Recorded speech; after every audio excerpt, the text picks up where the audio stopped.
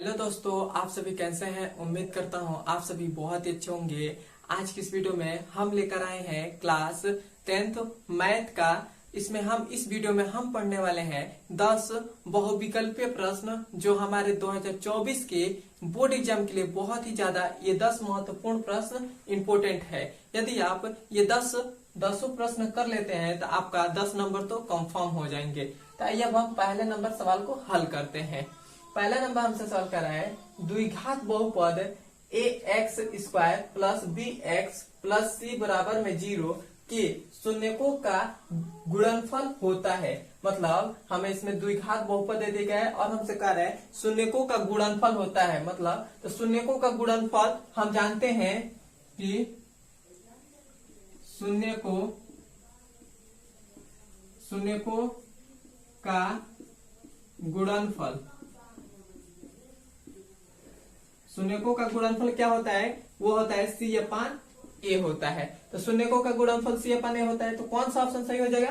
पहले वाला ऑप्शन सही हो जाएगा, सी अपान ए। यदि हमें यही क्वेश्चन कह देता द्विघात समीकरण इतना कि शून्यकों का योगफल क्या हो जाएगा, तो यहाँ पर हम शून्यकों का योगफल हमारा क्या होता है? वो होता है माइनस का बी अपान ए होता है। तो अब हमारा कौन सा ऑप्शन सही होता? ये सी वाला होता है। यदि यहाँ पर गुणनफल की जगह पर कह दिया होता कि इस शून्यकों का योगफल क्या होगा, तो ये हमारा ये सी वाला ऑप्शन सही होता।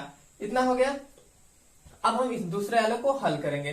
दूसरा वाला हमारा कह रहा है question x minus 2y equal to 0 और 3x प्लस 4y माइनस का 20 इक्वल टू 0 रेखीय रेखाएं हैं। तो हम क्या करेंगे? ये कौन सी रेखाएं हैं? प्रतिच्छेदी रेखाएं हैं या समपाती रेखाएं हैं या समांतर रेखाएं हैं या इनमें से कोई नहीं है। तो हम ऐसे जब हमारे कह दे कि कौन सी रेखाएं हैं, तब हम क्या करते हैं? तो सबसे पहले तो हम इसको मिटा दें।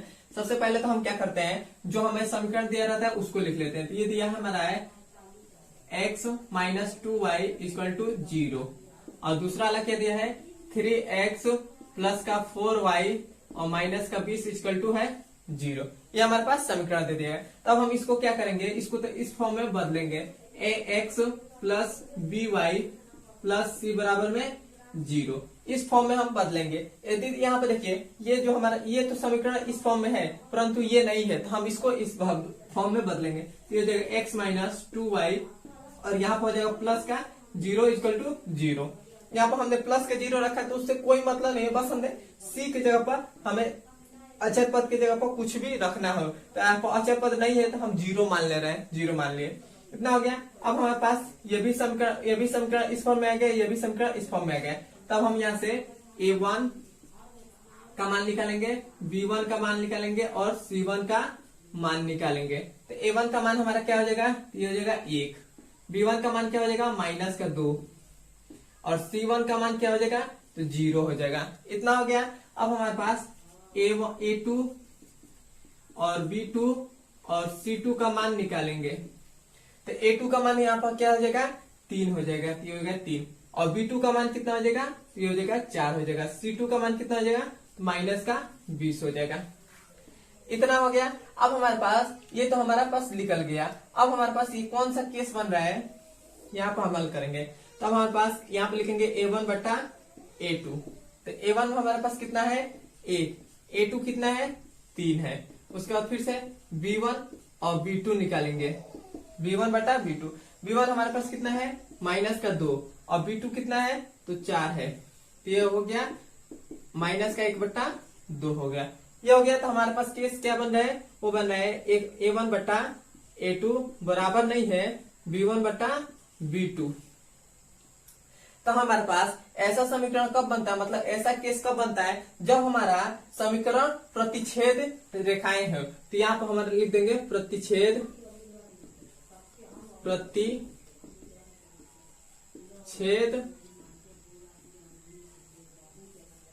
रेखाएं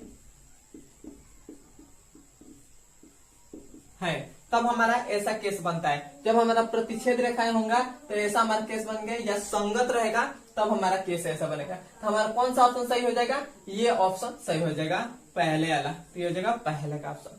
अब हमसे तीसरा नंबर सॉल्व करा है, √5 एक और यहाँ पर डॉट डॉट दे दिया है, संख्या है। हमें बताना है कि √5 परमेय संख्या है या अपरमेय संख्या है या वास्तविक संख्या है या कोई नहीं है। तो हमें √5 हम जानते हैं कि यह एक अपरिमेय संख्या है, तो हमारा कौन सा ऑप्शन सही हो जाएगा? बी ऑप्शन सही हो जाएगा। बी ऑप्शन सही हो जाएगा। इतना हो गया। अब हमने 3 सवाल हल कर लिया। अब हम चलते हैं इसके चौथे नंबर सवाल पर। यह हमारे पास चौथा नंबर सवाल कह रहा है के का मान ज्ञात कीजिए 2x² माइनस का kx प्लस का k बराबर में 0 के मूल बराबर है। तो हमें 4 ऑप्शन दे दिए गए। पहला ऑप्शन है ए, दूसरा ऑप्शन है 4,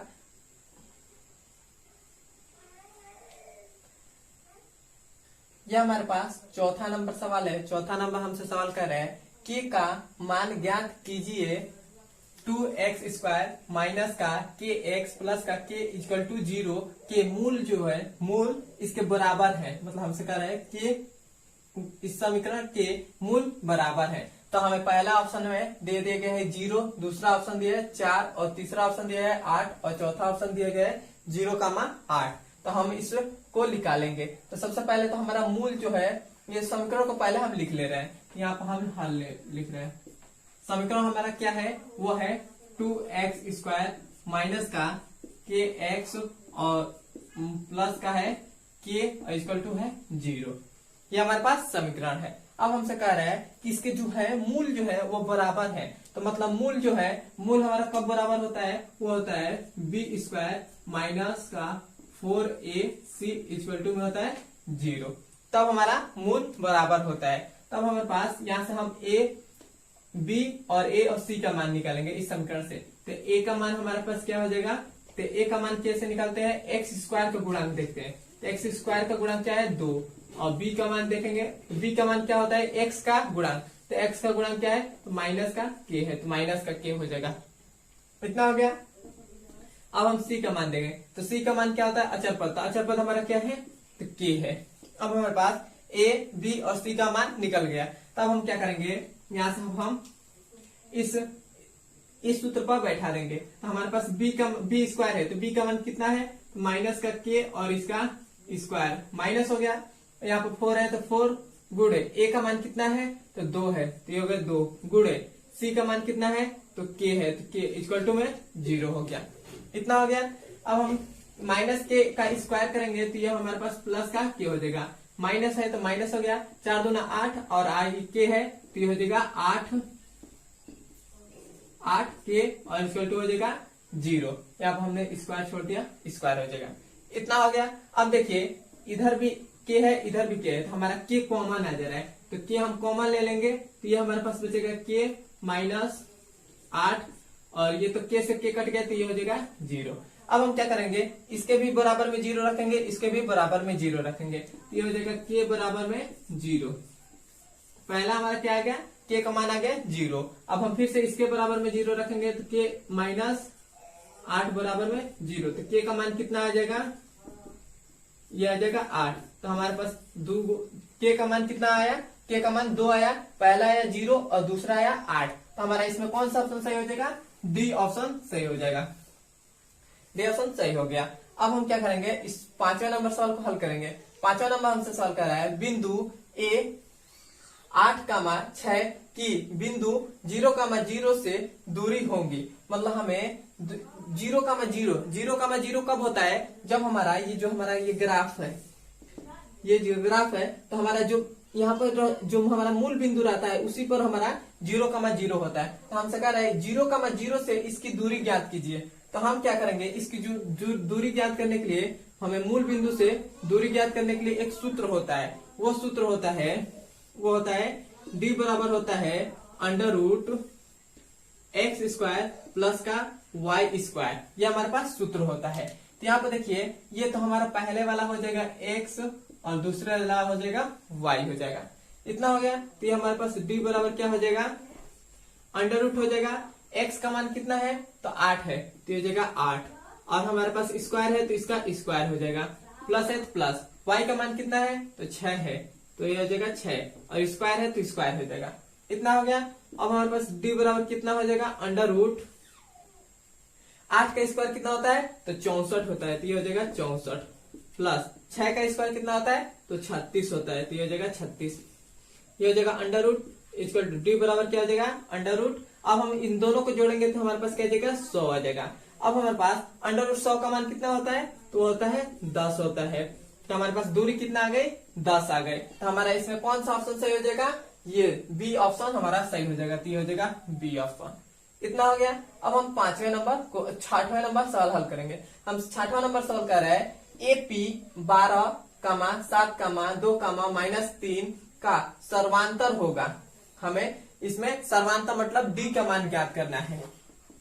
सर्वांतर को हम डी से प्रदर्शित करते हैं। तो हमें एपी मतलब समांतर श्रेणी कितना दे दिया गया है, एपी हमें कितना दे दिया गया है, 12, 7, उसके बाद 2, उसके बाद -3। ये हमारे पास समांतर श्रेणी दे दिया गया है। अब हमसे कह रहा है सर्वांतर ज्ञात कीजिए। तो हमें डी मतलब सर्वांतर को हम डी से प्रदर्शित करते हैं। तो सर्वांतर को डी से कैसे, सर्वांतर का सूत्र होता है, कैसे ज्ञात करते हैं, करते हैं A2 माइनस A1 से। तो A2 हमारा कौन सा है, मतलब पहले दूसरे पद में से पहले पद को हम घटा देते हैं। तो हमारा दूसरा पद है, तो इसको हम कहते हैं A2, इसको कहते हैं A1। ये हो गया। तो हमारे पास D बराबर क्या हो जाएगा, A2। तो A2 हमारे पास कितना है, तो यह है 7, माइनस A1 कितना है, तो 12 है। तो हमारे पास D का मान कितना आ जाएगा, -5 आ जाएगा। तो हमारा कौन सा ऑप्शन सही हो जाएगा, बी ऑप्शन सही हो जाएगा। तो ये हो जाएगा -5। ये हो गया। अब हमसे कह रहा है इस क्वेश्चन में कि सत्य है या असत्य है बताइए। मतलब हमें ये जो हमारा समीकरण दे दिया गया, हमें बताना है कि यह समीकरण सत्य है या असत्य है, इसके जो मूल है वो बराबर है। तो हम आपको यहाँ पर बता दे रहे हैं, इसको हम पहले मिटा दे रहे हैं, यहाँ पर थोड़ा समय हो जाएगा। यहाँ पर हम बता दे रहे हैं, जब हमारा मूल जब हमारा बराबर होता है तब हमारा डी बराबर होता है 0, और जब हमारा मूल वास्तविक होता है तब हमारा डी 0 से डी का मान बड़ा होता है, और जब हमारा मूल जो है वो काल्पनिक होता है तब हमारा डी का मान 0 से छोटा होता है, माइनस में हो जाता है। मतलब 0 से छोटा मतलब -1, -2 ऐसा छोटा में हो जाता है। तो हमसे कह रहा है कि इसके मूल जो है बराबर है। तब हम इसको सवाल को कैसे हल करेंगे, कैसे मालूम करेंगे कि यह सत्य है या असत्य है।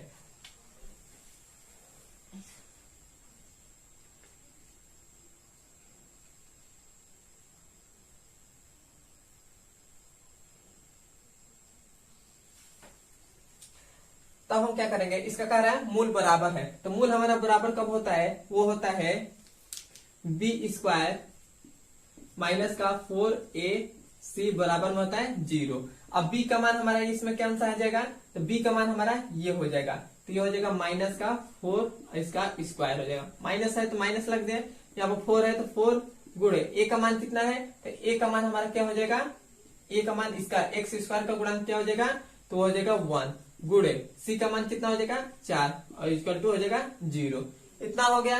अब हम 4 के स्क्वायर करेंगे तो ये हो जाएगा 16 माइनस 4 करने 4 चौको 16, तो ये हो गया 16 इक्वल टू हो जाएगा 0। 16 में से 16 घटाएंगे तो ये आ जाएगा 0 बराबर 0। तो मतलब जो हमारा मूल है वो समान है, मतलब मूल जो है वो बराबर है। तो ये जो हमारा है वो सत्य हो जाएगा, सत्य हो जाएगा और ये हमारा आंसर हो जाएगा। अब हम चलते हैं इसके 8वें नंबर सवाल पर।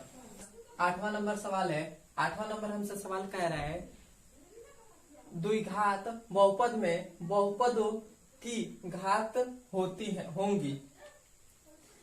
यह हमारे पास 8वां नंबर सवाल है। 8वां नंबर हमसे सवाल कर रहा है द्विघात बहुपद में बहुपद की घात होंगी। मतलब हमसे कह रहा है कि जो द्विघात बहुपद होता है, द्विघात बहुपद कैसे होता है, वो होता है ax² plus bx plus c बराबर c होता है। ये हमारे पास द्विघात बहुपद होता है। तो हमें कह रहा है कि जो द्विघात बहुपद होता है तो इसका सबसे जो घातांक कितना होता है, तो हम घातांक कितना होता है, तो द्विघात बहुपद का कितना घातांक होता है, घात कितना होता है 2 होता है। तो इसमें कौन सा ऑप्शन सही हो जाएगा, बी ऑप्शन सही हो जाएगा। तो बी ऑप्शन हो गया।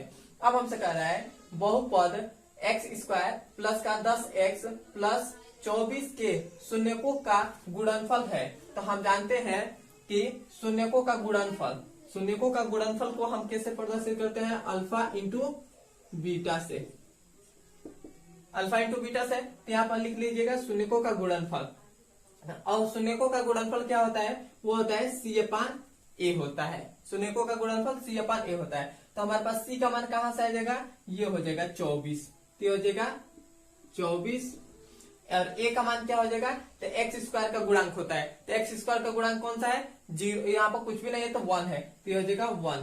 तो ये हमारे पास कितना हो जाएगा, 24 हो जाएगा। तो हमारा कौन सा इसमें ऑप्शन सही हो जाएगा, सी ऑप्शन सही हो जाएगा। अब हमसे 10वां नंबर सवाल कर रहा है, अंतिम नंबर सवाल है, बहुपद 2x का power 3 plus 3x square plus 4x plus 5 के शून्यकों का अधिकतम संख्या होगी। मतलब हमसे इसमें क्वेश्चन में कह रहा है कि ये जो त्रिघात बहुपद दे गए इसके कितने शून्यक निकल सकते हैं। तो हम जानते हैं कि जब हमारा द्विघात बहुपद रहता है तो उसके 2 शून्यक निकलते हैं, त्रिघात बहुपद रहता है तो उसका 3 शून्यक निकलते हैं, 4 घात वाला बहुपद रहता है तो उसका 4 शून्यक निकलते हैं। तो ये जो हमारा है ये बहुपद, ये त्रिघात बहुपद है, इसका कितना शून्यक निकलेंगे, 3 शून्यक निकलेंगे। तो ये हमारा कौन सा ऑप्शन सही हो जाएगा, ए ऑप्शन सही हो जाएगा, और ये हमारा सही हो गया। यहाँ तक आपको समझ में आया है तो हमें कमेंट में बताएं कि हाँ समझ में आ गया है, और हमारे चैनल पर नए हैं तो सब्सक्राइब कर दीजिए। ऐसे ही वीडियो देखने के लिए हमारे चैनल पर जुड़े रहें। अब हम मिलते हैं इसके अगले नंबर वीडियो में।